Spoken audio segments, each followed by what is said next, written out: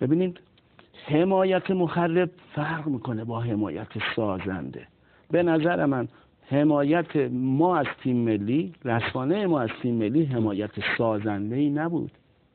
درست. که ما الان از 5 تا بازی 6 امتیاز کسب کردیم. ما باید نقاط ضعف تیم ملی رو نشون میدادیم. یه مثال عرض میکنم. خب بنده رو انتخاب کردم به عنوان مربی تیم ملی. خدا وکیلی بنده نه کاندید بودم، نه رایزنی کردم، نه لابی کردم، هیچ کدوم اینا هم نکردم. اما وقتی بنده انتخاب شدم، گزارشگر محترم شبکه خبر وقتی با آقای کفاشان صحبت میکنن، از آقای کفاشان میپرسن چی شد آقای مایلوکان شدن سرمربی تیم ملی؟ ایشون که نتایجش در مقدماتی جام جهانی 1998 فوق العاده ضعیف بود. من میخوام بگم واقعا فوق العاده ضعیف بود. ببینید این میشه ببینید این میشه یه چیز مخرب.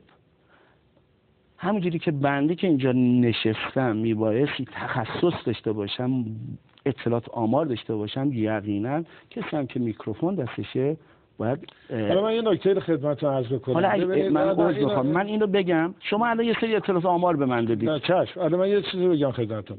شبکه خبر خب اصولا شبکه‌های ما 1 2 3 4 5 6 و آموزشی داریم، شبکه‌های آیارایبی 1 و 2 3 داریم و شبکه قرآن داریم و خیلی شبکه‌های دیگر، چه در صدا چه در سیما، که اینا به هر حال به نوعی درست همه ما وابسته سازمان صدا و سیما هستیم، اما در ارتباط با کاری مسائل خودمون مستقل هستیم تحت نظر مدیریت‌های شبکه.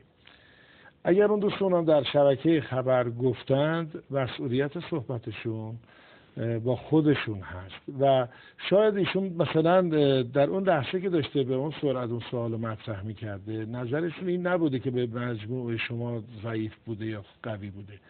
شاید عدم صعود تیم ملی رو در اون لحظه شما تو ذهنش آمده. منم از نکردم که مسئولیت باید پاسخگو باشه. من نگفتم شما پاسخگو باشید. نه یعنی منظورم اینه که مستقل باشید. منم کار زیاده ورزش شما از اون هست. منم کار مدیریتی کردم.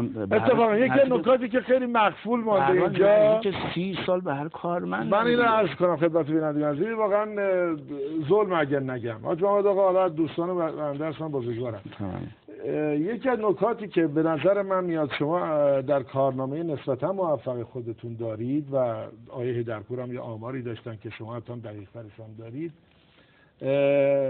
سالها مسئولیت و مدت‌ها مسئولیت و مدیریت دفتر مشترک